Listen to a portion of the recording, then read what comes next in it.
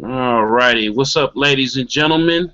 This is your boy DJ Killzown Jones, and today on Killzone interviews, I'm here with Dr. Dan, the Pancake Man. How you What's up? doing, everybody? What's up? What's up? So, what I like to do on the show, Dr. Dan, I like for my guests to introduce themselves, since I kind of suck at introductions. No, I'm just kidding. But but yeah, go ahead and introduce yourself for our live Google Hangouts audience or YouTube audience.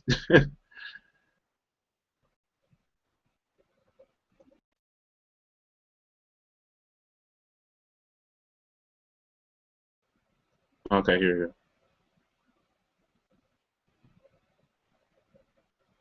Can you hear me, Dan? Hold on.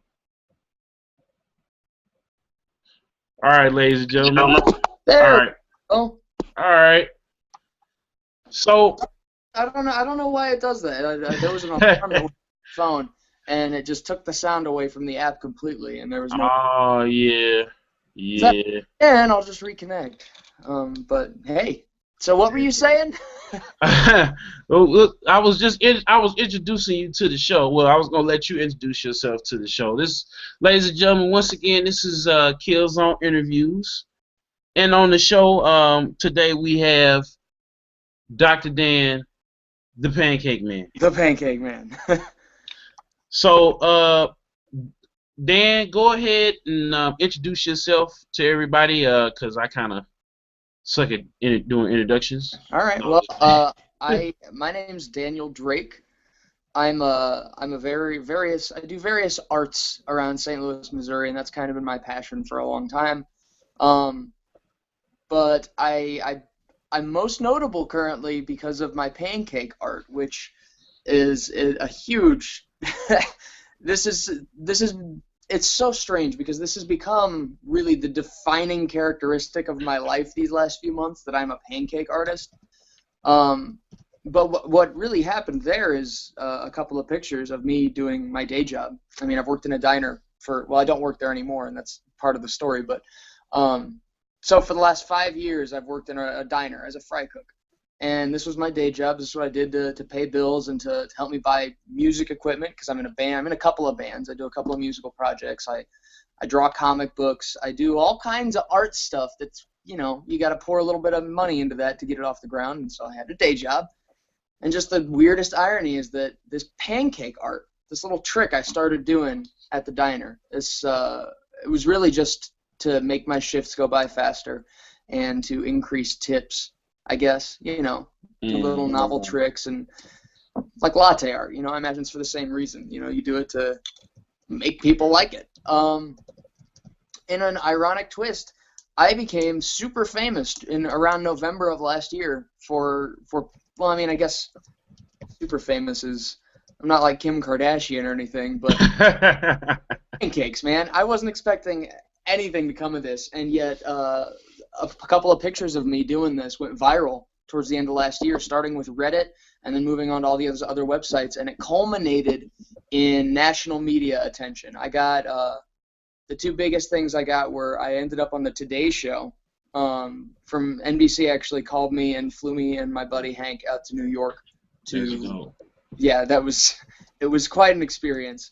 And I'm never going to forget it. And then there was a story that Fox 2 News did, a local media outlet, after I got back from the Today Show. And it was a big deal. I mean, I guess like you get back in town and local media is like, who's this guy that we didn't know about that's on the Today Show from St. Louis? And so, well, and then that story was syndicated.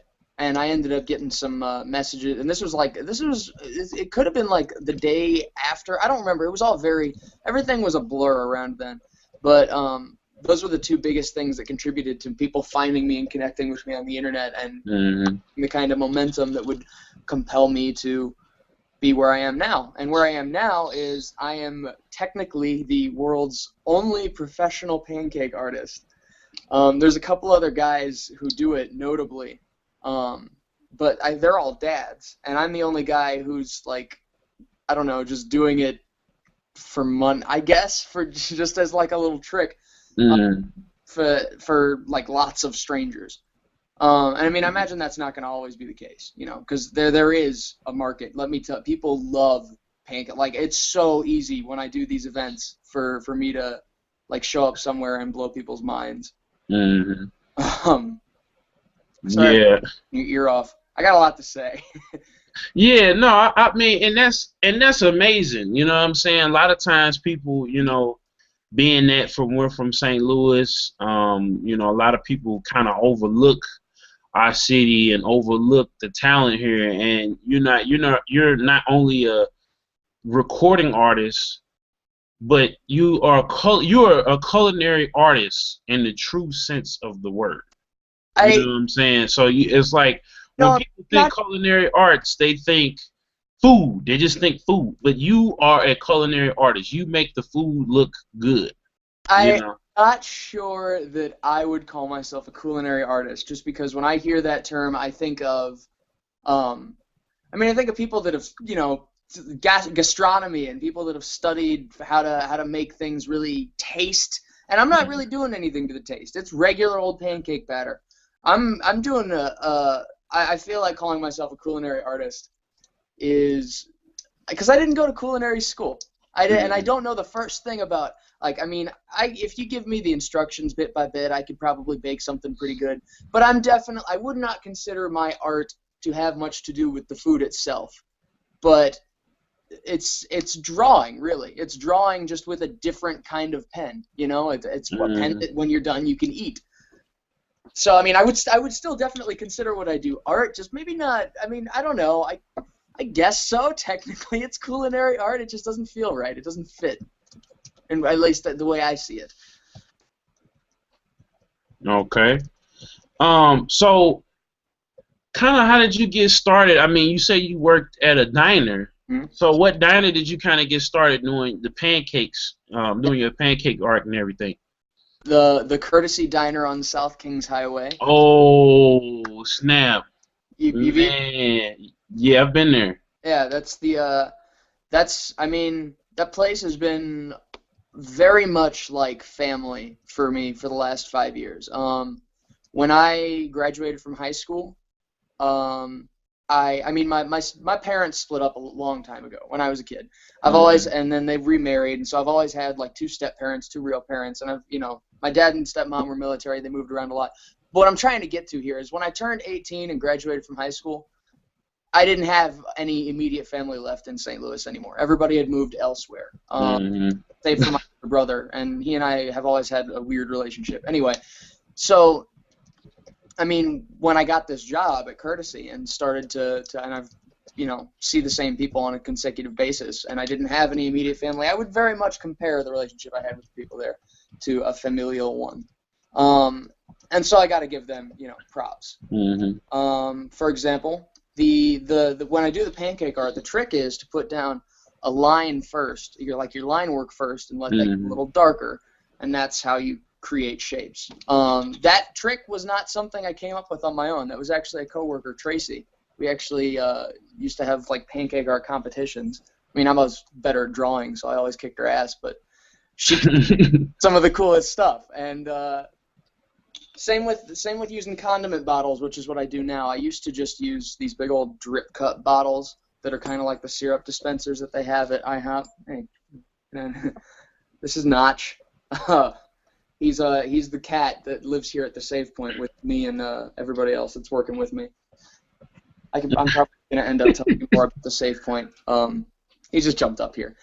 I was talking about Courtesy Diner and how I got my start. So yeah, I walk in there and I get a job, and I mean, the pancake art was such a fluke. It was the folks on the first shift, because I mean, when you're new at Courtesy, they always give you the slow shifts. You're new. You gotta work the slow shifts. So I worked these like crazy slow shifts, afternoon shifts from 2 p.m. to 10 p.m. When I first started working there, just like you'd get like 3 people for 8 hours. It was like, what am I doing here? So you get bored. You get kind of trying to get creative because you're not making any money in tips when you don't have anybody coming in. And I noticed that folks on first shift, when they were a lot busier, would just throw little Mickey Mouse ears on really quick and just put these big old dollops on top of a round pancake. And they'd, hey, you know, give it to the kids, give it to whoever. It's easy and it makes our tips better. And I was like, that makes a lot of sense. It don't have to be circular. And that's when I started trying to draw with it and see what you could do besides that. I think the first thing I really did was like a Mario mushroom. That was yeah. And I was making a Mario mushroom in the picture that went viral and got me famous. That's cool. So when you know, how long have you been a recording artist? You know, the first time, and I mean it's always been very amateur for me and the guys I've worked with, but the very first time I ever recorded anything was like any vocals and actually composed a song. It was probably, what was it, 2000? It might have been year 2010. Oh God, I'm so bad with dates. I seriously, I lose track of years, man. Like, yeah, man, life moves like they say once you leave high school, you know, you start losing track of time and years and dates. You gotta, you know, you gotta keep up with it somehow. That's why they got calendars and. You know what grade you're in. Everything's tied to a number. But once you get out, it's just like, what grade am I in now? Who cares? Who cares? But I remember sitting in the third-story apartment that me and my ex-wife shared with my ex-best friend, sitting and using an amalgamation of cheap and some pirated music programs to record our first song, which was a very early and very shitty rendition of the song that I now perform with the Psychedelic Psychonauts. As it's called Ava Belisario, and it's actually available on our sampler on our SoundCloud. Which I mean, I highly recommend anybody that's watching this go. It's downloadable. It's free. It's cool. I like it. But yeah, that was the first. So I would say probably 2010. I guess I was 20-ish. I tend to think about dates in terms not so much of years as girlfriends. This was I started as a recording artist it was towards the end of my relationship with the woman I ended up marrying and then divorcing, and I got married young. I have a lot of things and long-winded responses. I mean, there's no problem. You know, a lot of people get married. I mean, a lot of people get married young. A lot of people get married old. You know, but I had that same, you know, I had that same connotation when I made my music. I made a mixtape in high school, and a lot of time I think the best music comes, you know, when you're making it about somebody that you loved or once loved or whatever. I mean, look at Michael Jackson. He made like 3 or 4 songs like that. But it's like the most moving emotional experiences we have. The experiences that we go through where we really have feelings, you know, I mean, not just a brisk drive on a Sunday afternoon or something, but like when you really go through something where you can't deny that I am having emotions right now. Mm-hmm. Whether it's happy or sad, I mean, that's when you're going to have the best inspiration. That's when you're going to have all these beautiful ideas bubbling up in your brain. All the best stuff I've ever written has been about love and heartbreak. Well, love and heartbreak, and I tend to get really angry when I read the news, and so that's also another fantastic fountain of inspiration for me is like politics and just being mad at rich people or whatever, you know. So Dan, like, when, you know, like, when did you know, like, no, not when did you know, but when did you, like, really start going out and doing, well, you already had told me, but, like, so how was it like getting picked up and going to the Today Show? Like, that is a big achievement, especially from somebody from St. Louis that isn't, well, you are a musician, but you weren't going right as a musician, you know. The first word that comes to mind is surreal. everything since then has just it still doesn't. I mean, the fame that I have, because I can't deny that I have a level of fame now. Mm-hmm. But what I have is so intangible. I've got, because I know I have something like 3,500 followers on Facebook. That's the biggest countable number of followers I currently have. It's not enormous in the grand scope of things when we've got, artists out there with 100 million plus followers on Twitter and stuff. Mm-hmm. So, I mean, I know that more than 3,000 people have seen, and even of those 3,000 people that I've connected with on Facebook, Facebook has changed their algorithms now to where when I post stuff, I really only connect with like 2% of those people. Mm-hmm. Oh, like, it's very hard to tell how famous I am, and so I don't think about it too much, and Mm-hmm. it comes up, or when somebody that I've never met before recognizes me, it's still kind of like, wow, cool. I'm a minor celebrity at best. Mm-hmm. But the entire experience, especially around when I went to the Today Show, was just so surreal because my phone was just blowing up. I mean, I've since turned notifications off for Facebook and because it's a crazy transition, and for the first couple days when you're just starting to get all this influx of attention, you haven't really adjusted to how you need to, I don't know, structure your apps. and I'm just getting this. I'm the kind of guy who, when somebody contacts me on my phone, I open it up and I respond. And so I would compulsively for days I was responding to every message and every sentence and everything, and it was kind of driving me crazy. But it was like, dude, this is awesome, kind of crazy. Like, what's going on? This is whoa.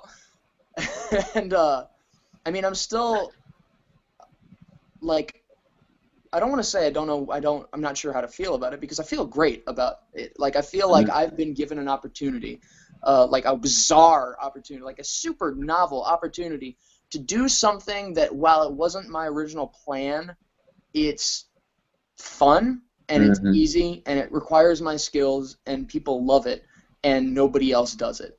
Like, it's very much, I love it. I love it a lot. And while it was like I do emphasize that it was not what I was intending to do. And part of the reason I emphasize that is that it's so funny. It's just so funny. Like, but that's how everybody kind of gets their start. Like, I mean, you gotta, when you putting in work, you putting in long 8-hour days at a diner, and then you posted a picture and people were like, wow, this pancake looks awesome. What really tripped me about is that I didn't post it. Oh, somebody else posted. That's even better. You know what I'm saying? Like, I didn't post the picture. It got taken a year before it got posted to this place. So, like, it had been on the internet on my friend's Facebook for like a year, and then some other guy found it and he posted it to Reddit, and that's what triggered this whole thing. So when it happened, I didn't see it. I was just like, what? What?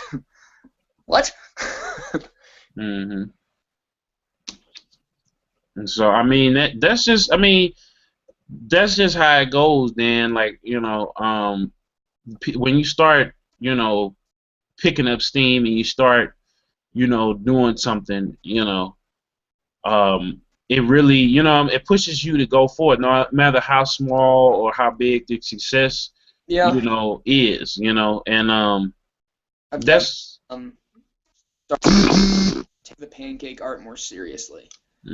Since then, I mean, because until this happened, it was still just like, this is a cool thing that some people know me for that is goofy.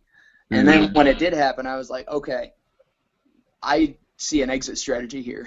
If I start to take this more seriously, if I go out, if I get a Restaurant Depot card, and if I go out and I buy all these condiment bottles, and if I start, buying batter in bulk, I can really do something here. I can make ends meet on pancake art alone, and that's what I'm doing right now. And I'm really glad that I've managed thus far. So now, being that you've been doing this, for the last few years, and you go and do events, like, what's your strategy when you go out to do these events? Like, I met you at, in person, at the Mega Ran show a few weeks ago. Flipper. And Star Clipper. Got to shout out Star Clipper. And I had already seen you on Tim Lazelle's show. It's like Tim Lazelle, not Tim Lazelle, Fox 2. I had already seen you on there. Okay. I think it wasn't it Tim Lazelle, April Simpson, and some other people? Yeah. I forget. Yeah. I remember, and I was like, man, this guy is awesome. I hope one day I can run into him, because I was looking around like, okay, where is, I'm looking for the story, because I was watching it in passing. So when I met you, I was like, oh snap, this is the guy right here. I gotta get him on the show. I gotta let people know about him. Because I was just like, because I love pancakes and waffles. Like, those are like my two favorite breakfast foods. Aside from eggs. There is something about pancakes. I mean, waffles too, but I mean, there is batter, like fried batter for breakfast. Like, people are just crazy about it.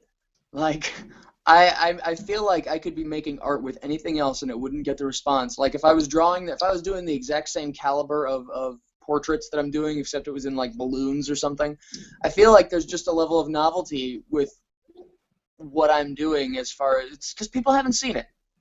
People don't expect it, and it blows their minds. Yep. So now that I see that that you and your band. Tell us about the band. Tell everybody that's watching about the band. They'll be listening to this on SoundCloud about the band. Well, the band is a three-piece funk rock trio. Well, I mean, three-piece trio. That's redundant. We're called the Psychedelic Psychonauts, which is somewhat of a mouthful. If that's too much for you, you can call us Psych Squared. But we are. I mean, we're drums, guitar, bass, vocals. I write most of the I pretty much write all of the lyrics currently. That can change in the future. In case the guys are watching, But I write, I sing, I play bass. We all take turns coming up with ideas for composition. I really like to write about same things I was talking about earlier, like love and heartbreak and politics or just, philosophical issues, questions of contemporary ethics and all that kind of crap. But yeah, we're gearing up to start to do a Kickstarter for our debut album, actually. Okay.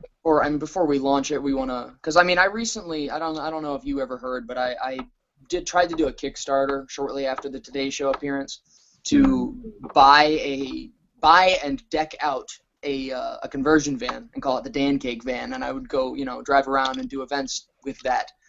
That Kickstarter fell through due to a combination of poor preparation and towards the end of the Kickstarter actually got hacked, and that caused a lot of people to have apprehensions about donating to the campaign. Mm-hmm.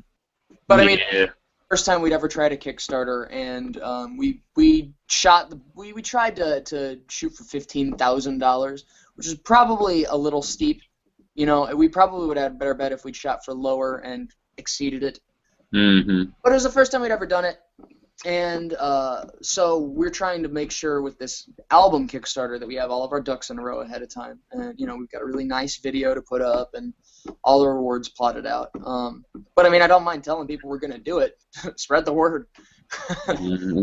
That's one of the things that I wanted to do too. Is I wanted to kickstart a tour with a lot of different artists that I know who are kind of not the contemporary artists, but kind of offbeat indie artists. That I'm not put it out there, put the artists out there that I have in mind, so that nobody takes the idea. But other than you would be one of them, Psych Square would be one of them, one of the groups.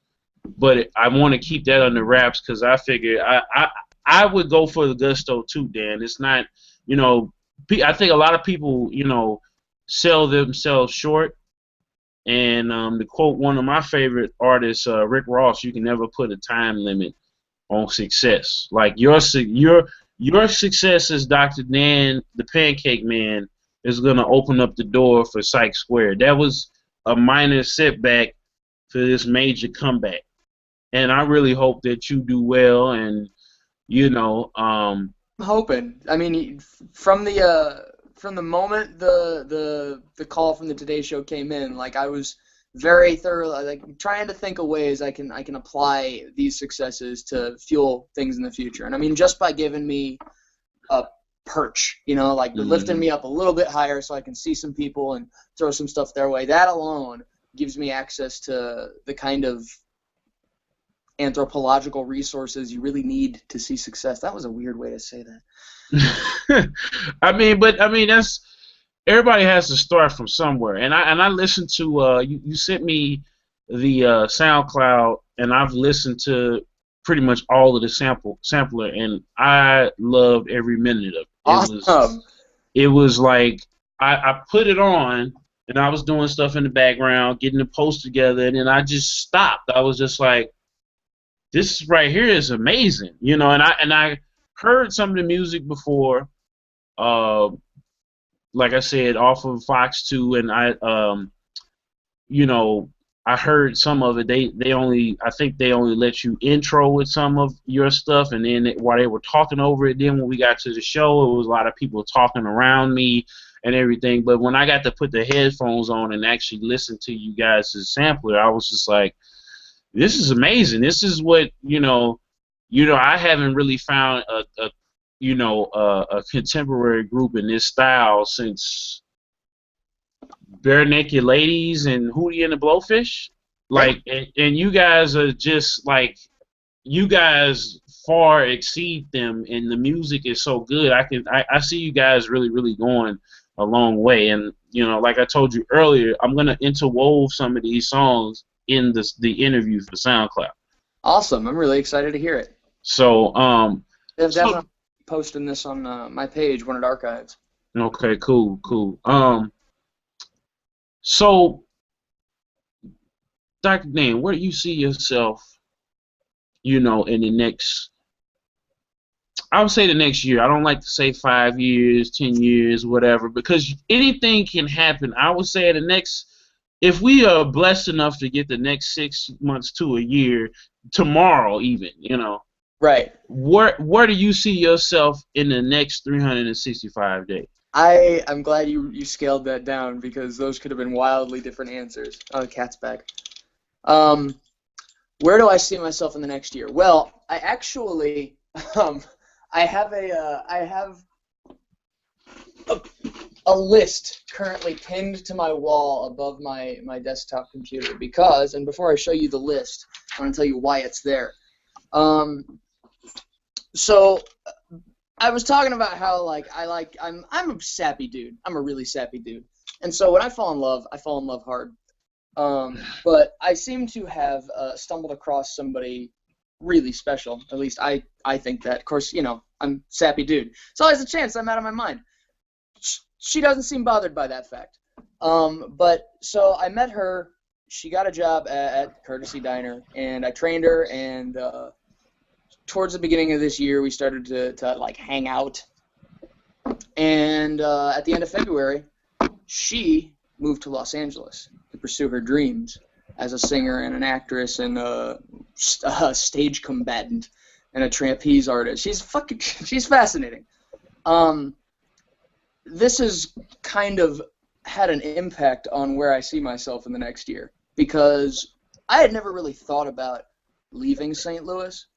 I'd never given too much thought to it, because it just seemed like an expensive thing to do for a guy who had nothing to really give yet. You know, I didn't have an album recorded, didn't have a comic book published, I didn't have really I didn't have a decent resume. So why would I, if I hadn't made anything in St. Louis, why would I move somewhere else and start over? Mm-hmm. Oh, but now I fall in love with this girl. She moves out to Los Angeles, and I realize that I'm close to being able to have a real resume of things that I've accomplished, that I could go to a place where you have a larger number of creative people passing through and benefit from that.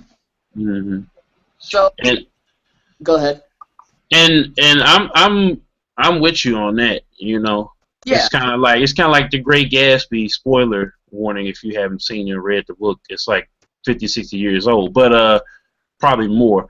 You know, I when I saw that, you know, I kind of feel the same way. You don't want to jump into something, a commitment like that with somebody you love and have to worry about things like finances and right. mortgages and things like that. You want to give it you can't promise somebody the world, okay, here's the world over here. I need you to wait right here, you know, Right. until I get back. You need to get it first, and you know what I'm saying, and then bring it back. I think that's what I think a lot of people in the entertainment industry are scared of commitment.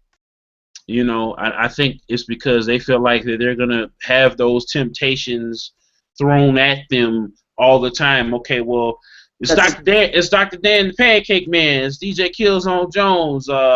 You know, can you sign, you know, one of my appendages here? You know, it's like then that turns into another thing, and then that turns into another thing, and another thing, another thing. Next thing you know, you wake up, you're in a hotel room somewhere with somebody you don't know, and you know you've disappointed the person that you with, or you know that person could be turned off by the fame. It's a lot of different things that could happen, but I feel like, you know, guys like me, guys like you, Dr. Nan, being a sappy dude is okay. I mean, we need to start bringing that back, bringing the family back, for you sure. know.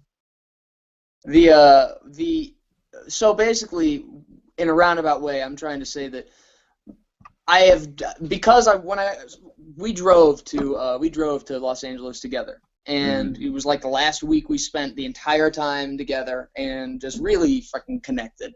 It was either that or we would end up hating each other's guts, and I feel like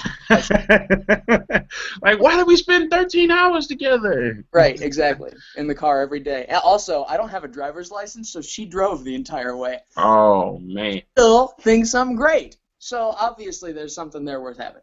But Mm-hmm. so I made this list when I got back because I was honestly getting like really anxious. You know, like it's like I want to be with this person, but I also want to follow my dreams. I need to figure out a way to do that, and I've got so much going on between the pancake art and the two music projects, and like we're remodeling the space that we're living in, and like so I needed a list. I needed something tangible that I could look at and be like, okay, this is what I have to do in whatever order works, and then I'm good.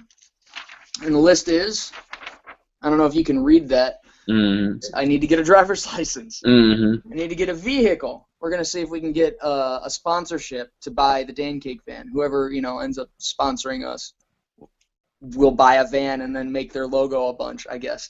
The Save Point, which is the place I'm living in, needs to be finished before I go because this is a big project that I got into with friends of mine, and I can't really justify leaving anybody hanging there.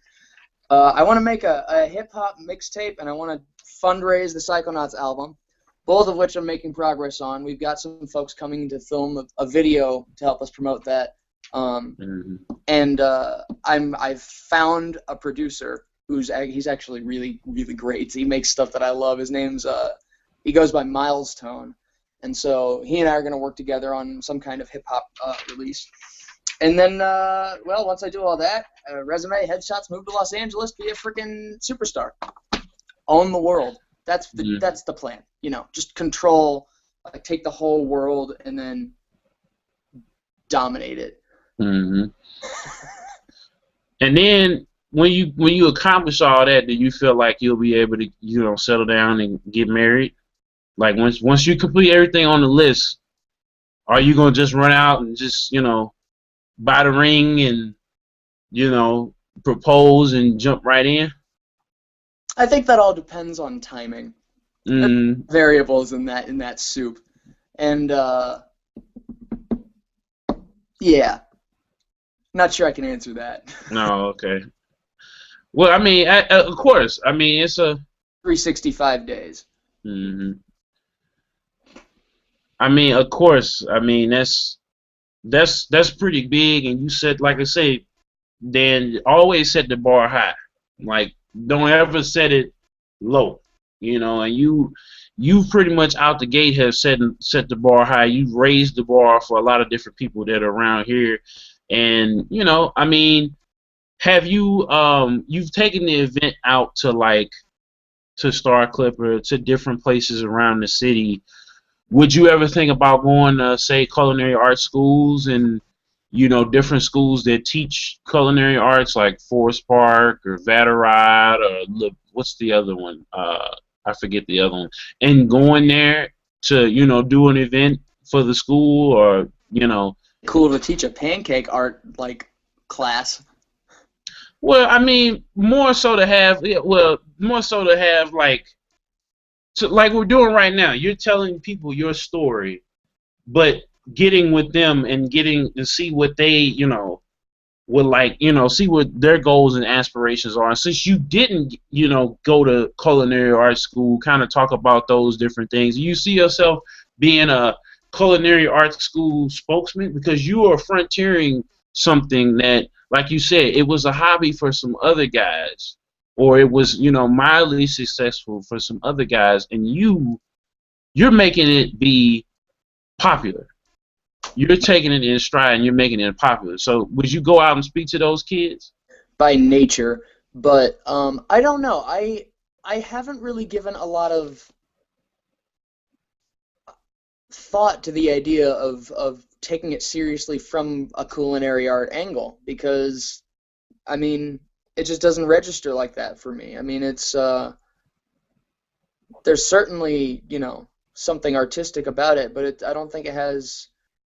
Maybe I'm just being dumb, but I mean, what I would like to do, as far as what the direction I want to take the pancake art in, is I want to find a way to truly work it into everything else I do. I mean, be that either come up like I kind of thought it would be kind of fun to do like maybe a stand-up comedy routine, like that integrates pancake art. That could be fun if I can be funny enough. Well, regardless, I know that when the Psychonauts tour and when my hip hop project tours and when we go out and tour, the pancakes are going to be. I mean, it's such a great to just play a show and just put free pancakes on the flyer. It's a good marketing move. It's going to get some new eyes and ears out there that wouldn't have come unless they heard, free pancakes. And then you get off stage after you blow their minds with your awesome music and you cook their faces in a pancake shape and they never, ever forget you for the rest of your lives. Mm-hmm. I will say the Killzown pancake that you made was amazing. It was off the business card, yeah. Yeah, I mean, and it's Dr. Nan, man, you are one of the most talented guys that I've met, and this is, like I said for the show, I want to find people in this area that are doing something positive, that are giving back, contributing something to society that we haven't seen before, or that's going to empower or give people hope to do something great with their lives and not just follow that narrow beaten path of a 9-to-5 or a quote unquote job or career, but to do what they love and get somewhere. You are like I said earlier, the epitome of that. So once you get started with the tour and everything is successful, everything is taken off, do you see yourself you see yourself like going into acting? Do you see yourself going into getting different placements in different things, just showing up like? Yeah, already kind of starting to get into acting. I don't know if you've heard, but we're I'm about 3.5 seasons into Breaking Bad. Have you watched that? I've seen the first couple of episodes. I need to jump into it. So a couple of friends and I, my buddy Hank, and he's a videographer, and he's the guy I live with that we're working on this place with, and my buddy Ben Vogelsang, who's a videographer with The Point. We're working on a little mini series. I guess it's like a YouTube short series that's a parody of Breaking Bad, and it's called Breaking Badder. and it's about it's as if you take the premise of Breaking Bad, except instead of meth, it's pancake art. And I'm Dr. Dan, who's Mr. White, you know, the version of him.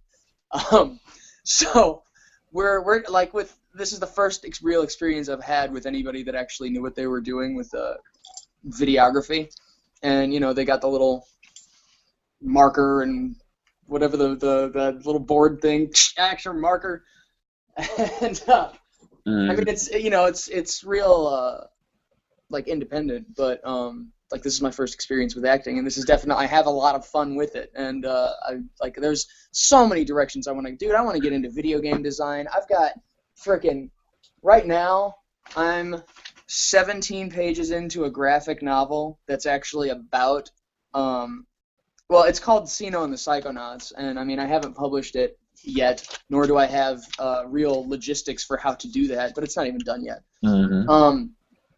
But it's a whole graphic novel with all this intellectual property in it about me and my friend Jelani and my friend Sino Evo, who released a 10-track hip-hop experimental album. It's all for free on our SoundCloud. It's called Xeno and the Psychonauts.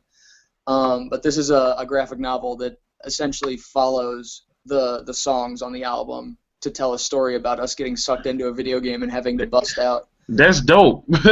Yeah, it's a lot of fun. Let me see. I'll show you one of the pages. Let me see if I can find a cool one. Uh-oh, exclusive. Yeah. when I figure out how to use a fire spell for the first time. That's dope. Yeah. And I forgot to ask you, Dan, like, how is it being? You've released comics before too. Tell the viewers about the comics. I mean, you got Sivo and the Psychonauts coming. You got that one coming. But what are the other ones for the people that haven't, you know, jumped in yet? Copy over here. This one, this is my first ever complete written and drawn completely by me, original, self-published, and it's called Gorgazord Volume 1, which in Xeno and the Psychonauts, Gorgazord actually gets introduced. It's like his origin story. But it's basically, I mean, I told the story through show flyers. This was like two and a half, maybe, when was this? I don't have any of the years on here, because when you're doing a show flyer, if somebody doesn't know what year it is, they're probably not going to come to your show. But so basically, the gist was, so let's see, this is the first one. This is the first one I ever did like this. The gist was, on this side of the flyer, you had a comic story, and then on this side, you would the show would be advertised. And they were handbills, so when I handed them out, they were single sheets of paper, and they handed it to you like that, front and back like that.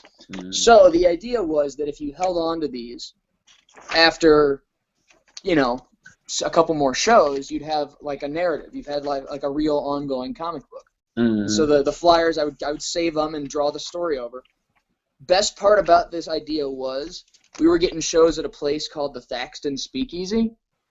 And I don't know if you've ever heard of the Thaxton, but it's downtown. It's on Olive Street. It's one of the coolest buildings, interiors, in the entire city. And they have a bar in the basement, and it's their speakeasy. And they open it up for bands and stuff. Thing is, to go in, you have to, first off, you park downtown, and this is in like the tall building area. So you're in a city. And you have to go in to the alley and knock on a door and give a guy a password. It's the coolest thing ever. Well, because of that, I found out, I kind of figured, you know, you could, say, have 2 passwords, and then have people vote based upon the content of the comic, based upon which password they used. So there's certain pages in here where it's actually a choose-your-own-adventure. Like, for example, here, Gorgazord has to choose between a synth blade or a synth blaster. He's essentially choosing a melee weapon or a long-range one. And the votes were, like, it was a landslide for synth blade after that one. So that's why Gorgazord has this sword, because the fans voted for it. You know? And so when you buy a copy of this, you get, you know, all the flyers from that year and some filler stuff so that it all ties together and stuff. Okay. Before that, I worked with a gentleman named Joe Clown, who he's an entertainer and performer around St. Louis. He does some really cool events. he also is a writer, and he's really interested in comic books, and he started a company called Shitty River Comics. That's an awesome name. Good one. The first comics I personally ever released, ever worked on that were published, I didn't write them, but my first 2 comics were with Joe Clown for Shitty River. The first one was called A First Date, and it was a mildly pornographic short story about watching a DVD with a girl, or a third date it was. And then the next one was called Anna, and it was like a 50. That one was freaking. It was 50 pages long, and because I had a deadline and overestimated my abilities, I still look back on that one and wish I'd had more time to really ink it in properly and give it all the look I wanted. But it was, 50 pages of comic about space stations and alien lesbians, or robot lesbians. Man, and that's Dr. Dan. What is it? What else do you do that people at home don't know? Because you do everything. It's like the $6 Million Man. You do everything. I will try anything twice, I like to say. What else do I do? I mean, in addition to drawing comics, I draw show posters, like advertising, professionally. I mean, I haven't really marketed myself properly in that regard. I'm not famous for drawing posters, but that is something I do. And anybody that has any events or albums or anything, I'll draw for you. I got a stack over here, as long as we're using visual aids. But let me see. This is the kind of stuff I do. This is a poster I drew for Lewis Logic. He recently came through town and played a show at Plush. I'm not sure if you can. I don't know. I do all my work by hand. I suppose if I had a graphics tablet, I would probably do more of it on a computer, but I don't, so I won't. Yeah, I thought this one would nice, simple, to the point. If I were to print up a bunch of 11x17s of these and hang them around Clayton, I'll bet you I'd get some gigs. Mm-hmm. Yeah, I mean that's stuff I also do. Here's a good one. Let me see. Is it in here? I drew this for the Ides of March Toga Party, which is something we do every year. Ooh. At the Crack Fox. I don't know. It was when I first booked that show, I was basically looking for a goofy reason to book a themed party in the middle of March. And Ides of March. How was the Toga Party? Because I remember your bandmate Moses, which I know personally. We met a year or so ago, and I don't know what happened. I think I got sick the day of, was it on a Saturday or Friday? When was it?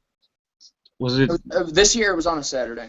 Okay, yeah, because he told me about it, and I was just like, I've been in and out of the doctor's office trying to get straight sinuses and sleep and everything. So by the time I realized it, I'm like, damn, I missed the Toga Party. I had my bed sheet ready.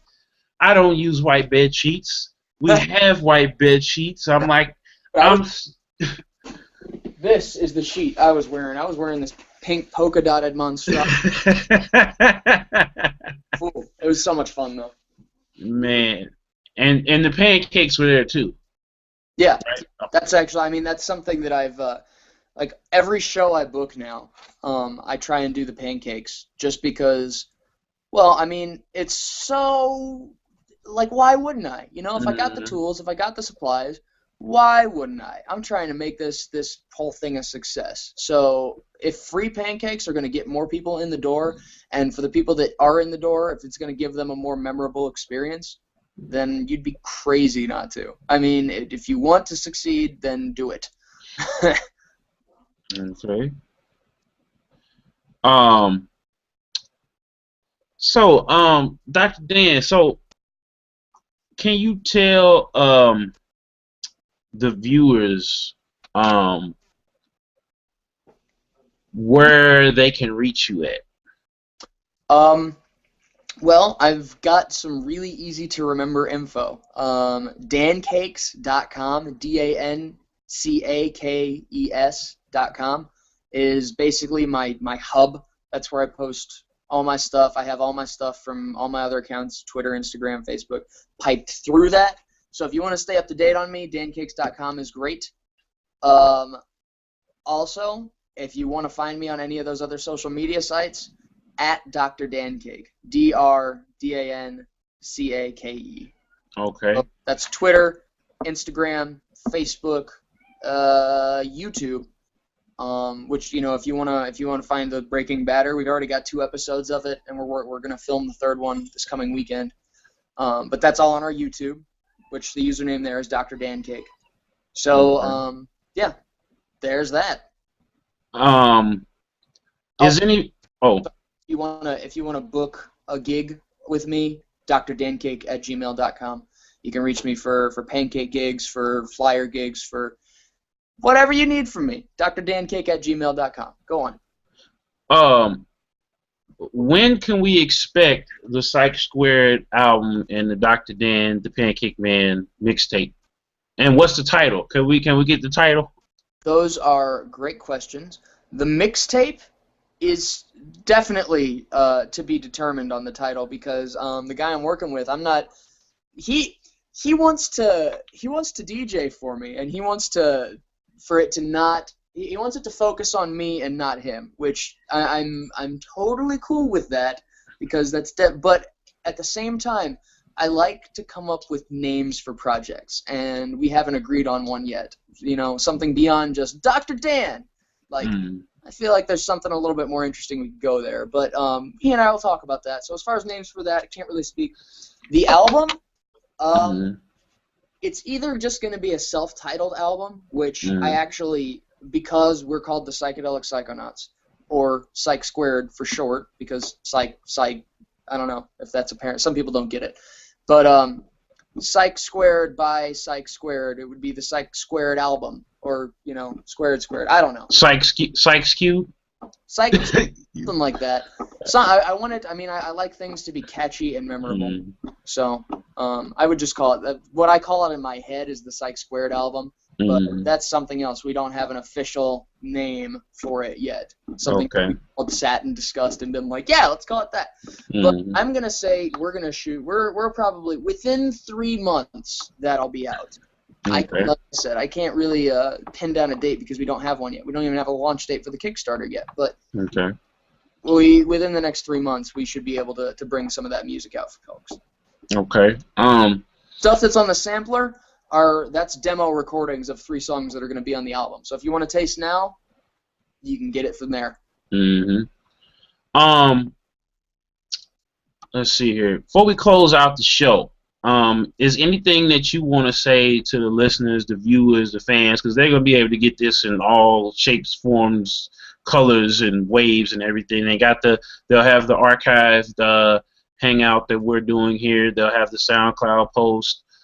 You know, it'll be on my website as well as realgamingnews.com, which is actually being simulcast right now from that website. So what do you want to leave the fans with today? What do I want to leave the fans with today? Well, I guess, so as not to just randomly plug more of my own stuff like I've done this entire podcast, I'd say don't be, like, if you're gonna do something, care about it. You know, if you're gonna get a job and work it, do it the best of your ability, you know, and try and be creative with it. Try and come up with stuff. And if you can't do that, then take your downtime at your job and just spend your time improving yourself. If you truly spend your time improving yourself, and you don't have to go to the gym, you don't have to do it in any given way, but there's so many different skill trees available to human beings in this world. And if you can just pick one and start putting your energy in it, taking your experience and putting it into that, like literally taking your experience points and putting it in a skill tree, you're going to start to see different paths open up on that skill tree. And if you're patient, you know, you'll get somewhere. You'll get somewhere, and maybe you won't get where you originally think you want to be, but you'll change yourself, and it'll give you a different way to look at the world and a better chance at having an awesome life. So yeah, that's what I would say. I would say give a shit. So is anybody you want to shout out before we get up out of here? I want to thank you for jumping on the show. It's an honor to have you on the show. You know, have a legend. I'm not gonna say local legend because I feel that's demeaning. I don't ever, when I have people on this show that's from St. Louis, I don't want to be like, oh, he's local. No, you were the Today Show, Dr. Nan, the Pancake Man. That's definitely we got that little logo on our sign, and I'm like, there we go. Your argument is invalid. I was on the Today Show.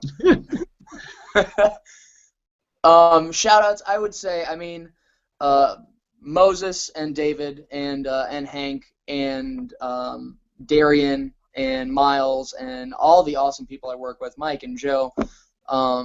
Like there's a big list, and I suppose I should does it make sense to just have a list of people you should thank at any given moment?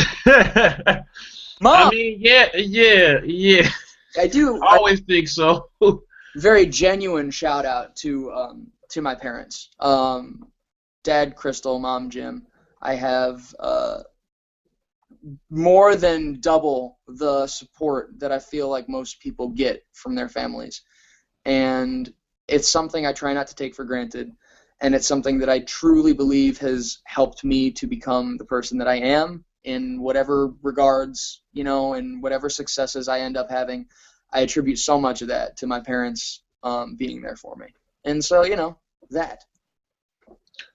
Okay.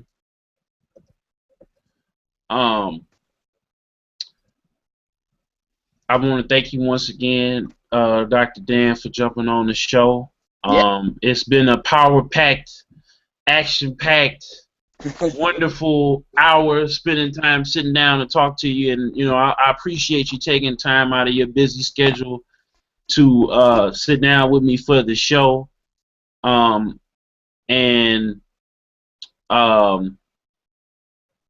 You know, it's an honor to get somebody, you know, that you go one day seeing them on TV, and then you see them in real life, and they're just as genuine, just as nice, and, you know, just as humble as they were on television. 'Cause I think that's a lot of famous celebrities that I've came across.